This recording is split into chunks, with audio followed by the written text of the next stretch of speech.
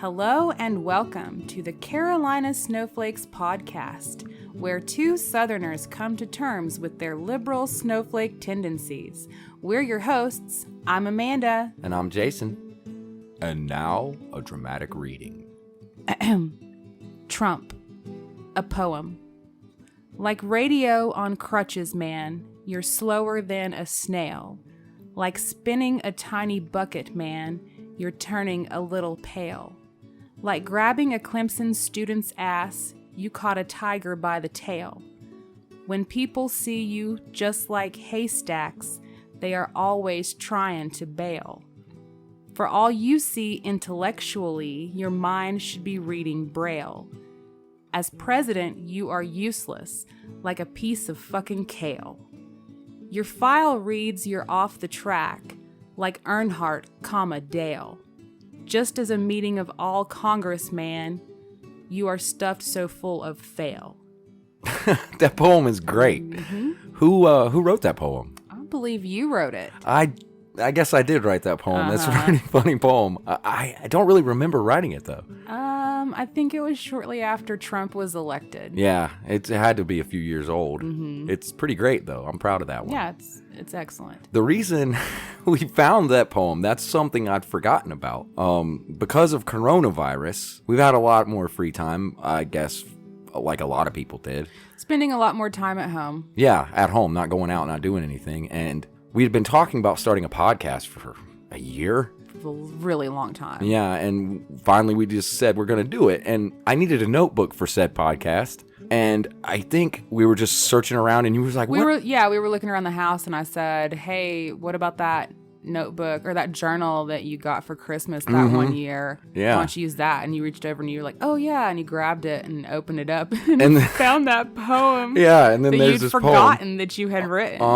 And I thought it was pretty excellent. Yeah. And I also thought there's probably a lot of people during the pandemic having similar things, like finding something that they did before. Yeah, I mean, if you're spending a lot of time at home, which I hope most people are, you're probably rummaging around finding stuff you lost or forgot that you owned or cleaning out closets or whatever. Yeah. I wonder if anybody out there listening found anything. Yeah, if you found something you forgot you had and you're cleaning during quarantine. Yeah, if Corona has made you come across something that you've forgotten about, send us in, let us know. We'd love to hear any kind of stories about that. Tell us what you found. You can email us at Gmail. Yeah, carolinasnowflakes@gmail.com or send a message on Facebook. Yeah, we'd love to hear anything about that. Anybody else had this phenomenon of found art during the pandemic. Well, it doesn't even have to be art. It could just be something you forgot about. Yeah, and true. hopefully you found it and it brought you joy. Yeah, and then you can bring us joy. Yeah, that'd be great. And that's really what this is all about. Yeah, bring us joy, please. Because it's 2020. Yeah, we need it. And we need it. Yeah, this is the year when joy is needed. Oh, joy and just relief and escape. It has been a hell of a year. Yeah.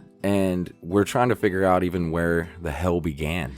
Right. It's kind of like 9/11 when people always say, where were you? Where were you when Corona went down? Where were you on 9/11? Well, my question is, where were you when Rona rolled into town? Oh, yeah. We have a story. We do. I guess it was a Friday I got home from work. It was the middle of March. Yeah, it was probably March 18th or something. It was Friday the 13th. Yeah, that's right. It was Friday the 13th. I'd forgotten about that. Oh, no. I can't forget. It was Friday the 13th of March. And I came home from work, and I just was not feeling good. I took a shower immediately, and I laid down, and I was like, I do not feel well at all. And I, too, had been at work that day and started feeling hot. Yeah. Feverish. Yeah, I just wasn't feeling good. And I get home. And you found me in bed. Not looking good. No. And I'm like, you know what? To be perfectly honest, I don't feel very good either. Yeah, and at this time, we didn't really think Corona was here, I don't think.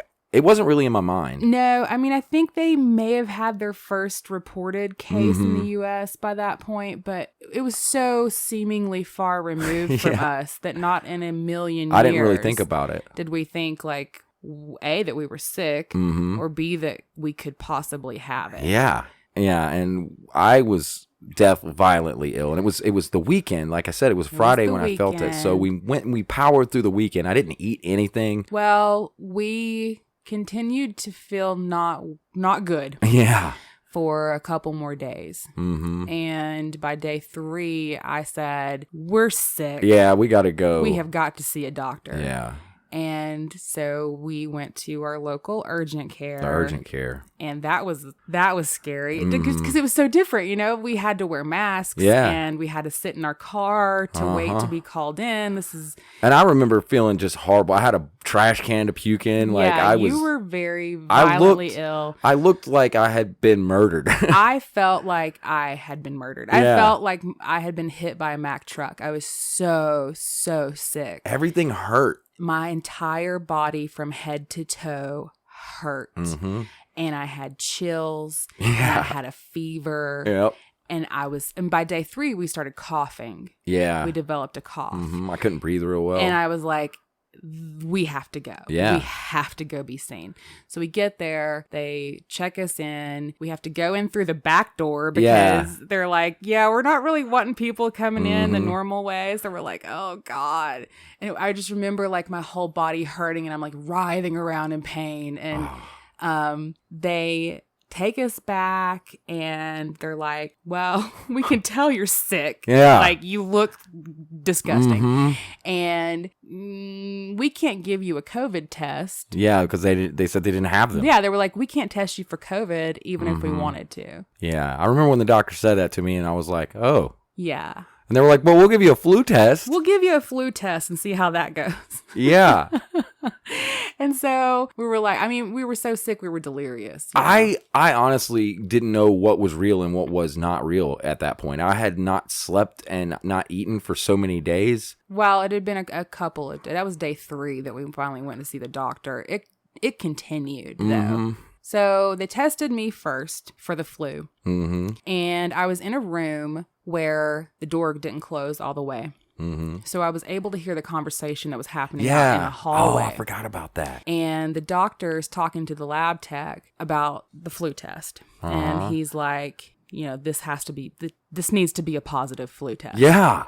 And I need you to make this a positive he's flu like, test. I need you to make this a positive flu test. Yeah, which is, you don't want to hear from a doctor. No, and so I'm sitting in this room, I'm dying, I feel like death, and I'm hearing this conversation happening. Oh, God. You're in the room next to me. Yeah, they had us in separate rooms, and I'm just like, oh, God. I didn't know if that was the last time I was ever going to see you again, I honestly. really didn't either. I thought, what if we get separated and he ends up going to the hospital, or I end up going to the hospital, and we never see each other again? Like, is this that was it? going through my head. That scared me. It was because at the same time, the news was starting to pick up around the U.S. and like people are getting sick and businesses are shutting down. Yeah. And, you know, so there's this panic feeling and we're sick. Oh my God, we were so sick. And then I hear the technician whisper to the doctor, it's negative. It's negative. Yeah. And he lets out a great big expletive. I think he said shit. No, fuck. it was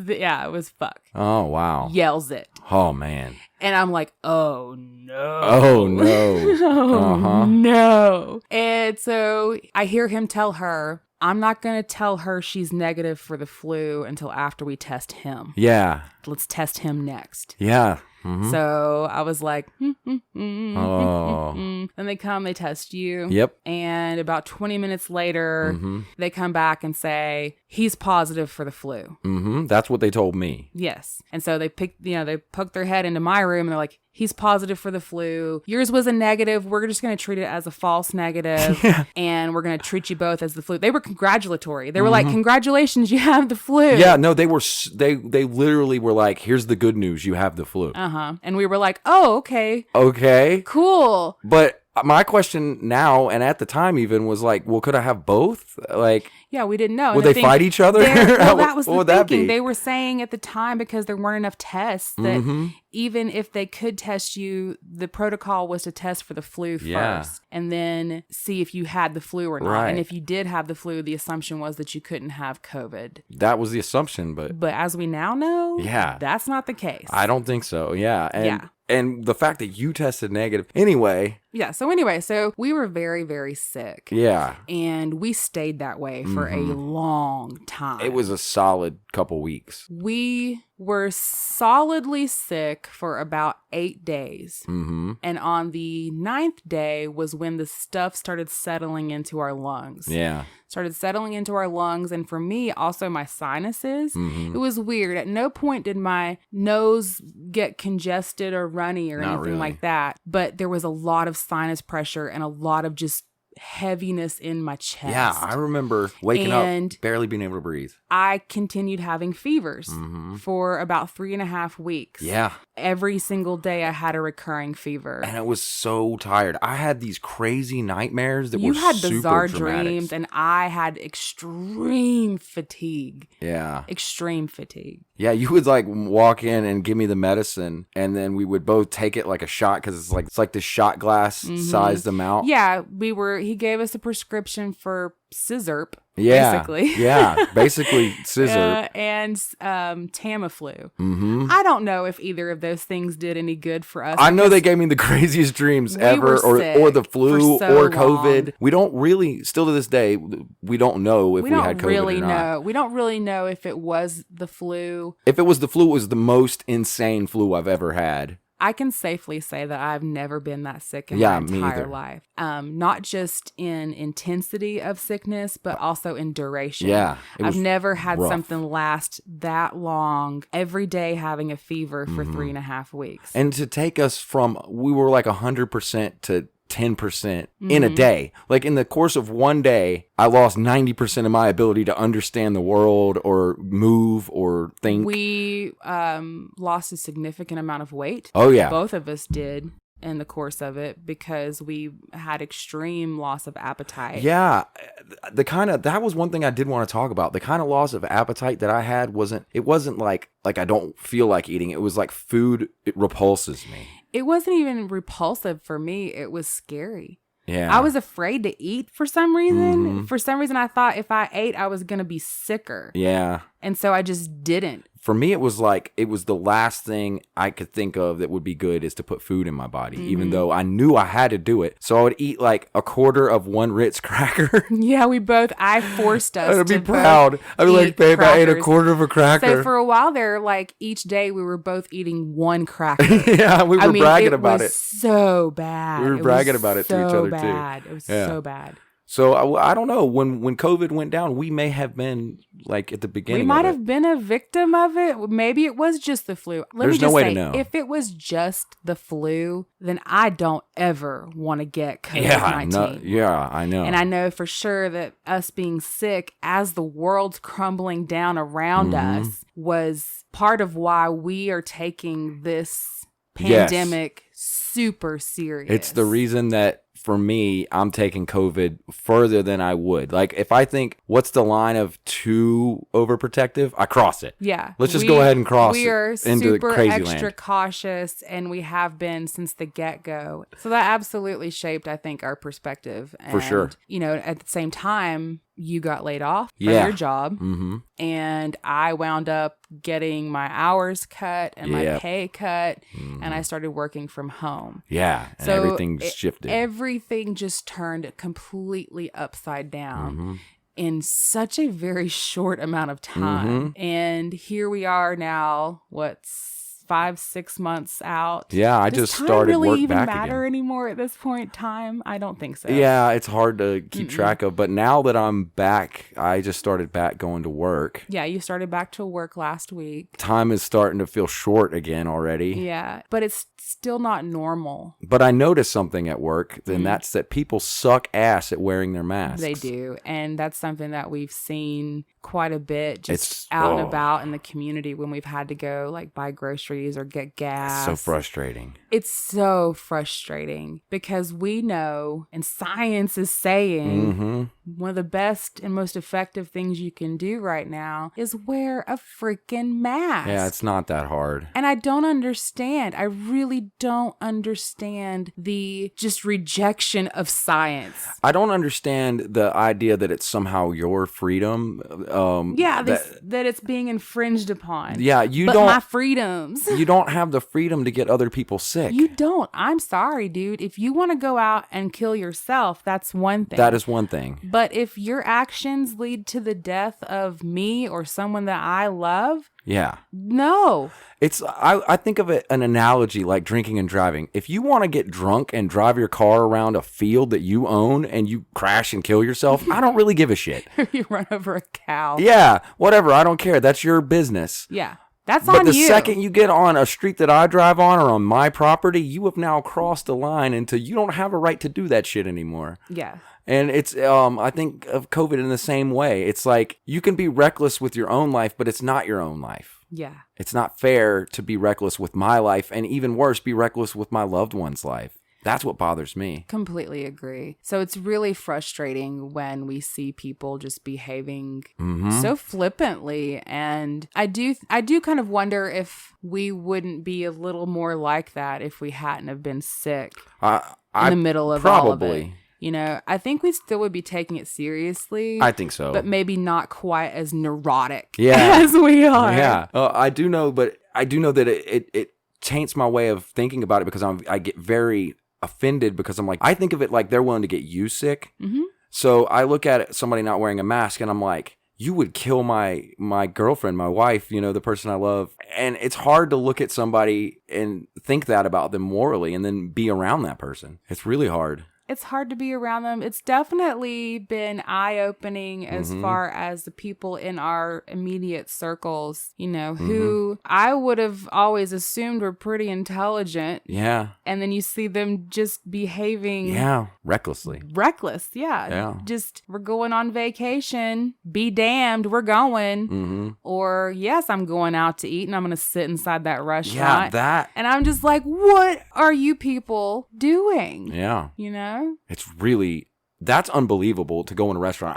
You couldn't pay me enough money to go into a restaurant right now. Absolutely not. I mean, there's no reason that I should have to do it.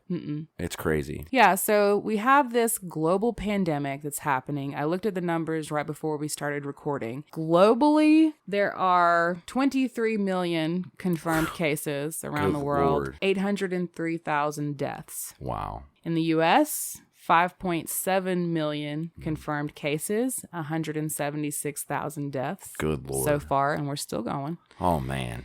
In South Carolina, total as of today is 111,000 and 2,493 deaths. Wow. And here in North Carolina, 154,000 confirmed cases and 2,546 deaths.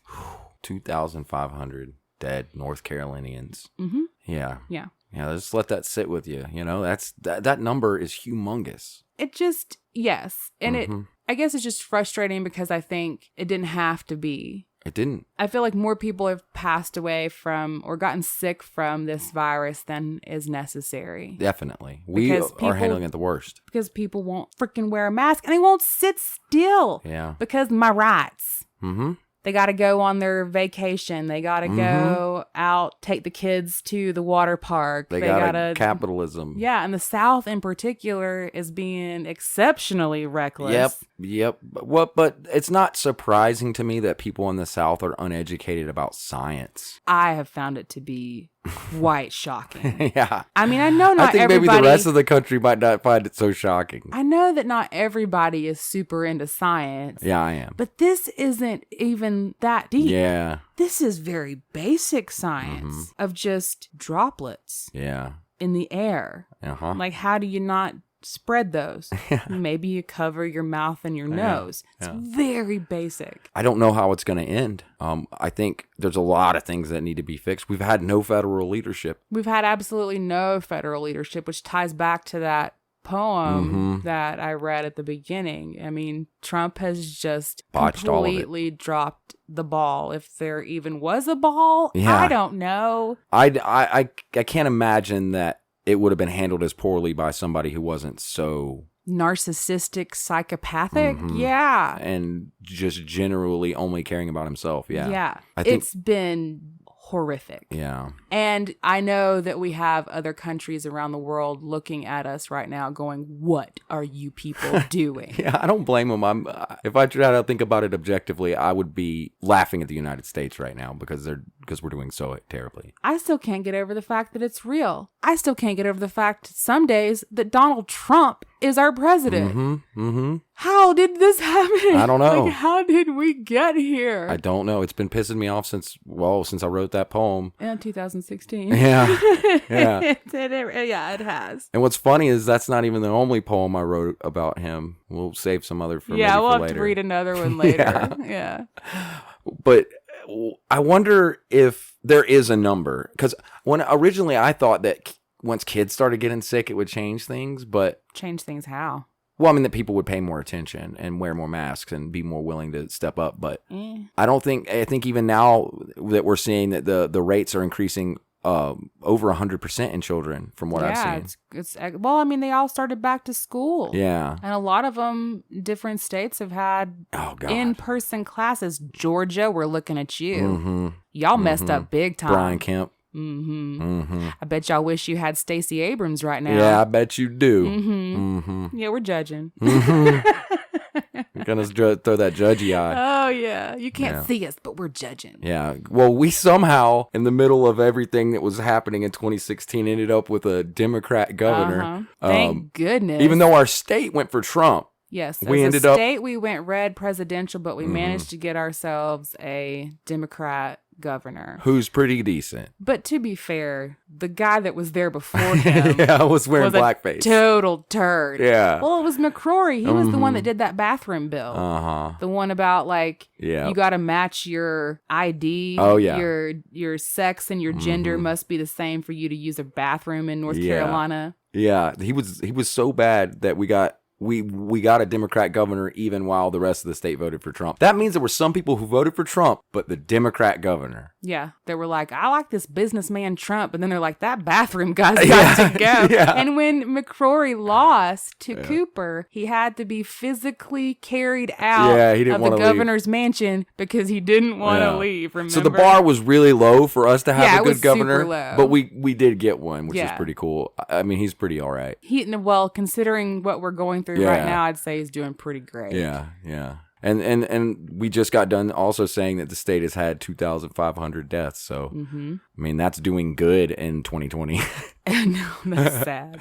But one of the redeeming factors of the memes... Yes. The memes for this year have been some really epic. I have to say there have been some epic memes. One I would like to start off with is the one with the Sturgis motorcycle rally that happened where they had, 500,000 people? This is something like 400,000 vehicles. Yeah, so somewhere around 500,000 people gathered. The biggest gathering they've had since the COVID outbreak in South Dakota. And I saw this meme that had a picture from it, and there's all these people not wearing masks. And then it said, in about 6 weeks, there's going to be a lot of good used motorcycles for sale. Yeah, brace yourselves. Which I think was pretty hilarious. Yeah, I like that meme. Which now, in fact, they're having...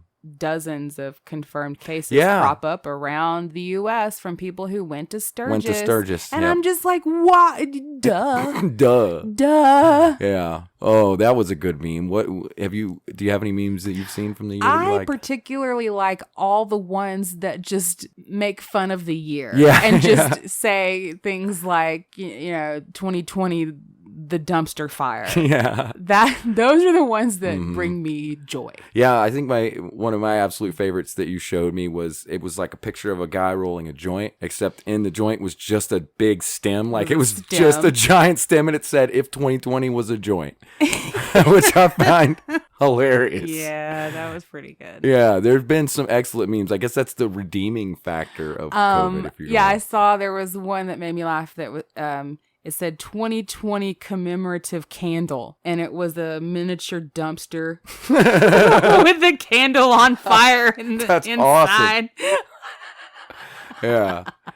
If there is any, just like in a lot of things that happens in this world, if there is any redeeming factor, it's the memes. Yeah. And honestly, if you don't laugh, No, then you'll cry. you're going to cry. Uh-huh. And, I've done my fair share of crying for sure during this whole thing, just because I'm a very routine person, and this has completely flipped my little predictable world upside down. Mm-hmm. And we kind of wanted to do an episode about COVID, I think, so that we could encapsulate our feelings into one episode, because I feel like it'll bleed into everything if we don't get it out. I think it's fine for it to kind of bleed into other episodes, because it is a reality that we're dealing with right now. Mm-hmm. I just really wanted to do an episode so I could bitch about people not wearing masks. Yeah. So take wear that, a people. mask. We did it. Anything else? I'm glad we can now buy toilet paper and Yeah. paper towels. Oh, yeah. Remember that thing? Oh, God. Remember for a while, when- you couldn't. So, some people, I guess, assumed that toilet paper was going to save them from COVID. I guess they thought they needed all the toilet don't paper know. in order to survive this pandemic. Mm-hmm. And we had some close calls here in our house of Yeah. we're almost out of toilet Yeah. paper. Am I going to start having to shower every time I go to the Yeah, bathroom? or get some socks. Do it in the French way, sort of. Yeah, a bidet. Uh-huh. Yeah. But see, we're American. We don't roll like that. Yeah, no, I wasn't going to do that. We chop down a tree and then turn it into very soft paper using acid. So I can use that to wipe Yes. my butt. Thank you. Thanks. America. Yeah. America. We're number one. Yeah, and that does it for this episode of the Carolina Snowflakes podcast on coronavirus. If you like what you heard, we would love to hear back from you, and especially if you have COVID-related stories, because we're going to have to bring this back up. Yeah, at some point we're going to need to talk about it again, because it's not like it's going to go away. Mm-hmm. So if you want to contact us on Facebook, you can get us Facebook at Facebook.com/Carolina Snowflakes. We have a website, CarolinaSnowflakes.com. and you can send us an email. We would love to get an email from you. CarolinaSnowflakes@gmail.com. gmail.com. Thanks for listening. Bye.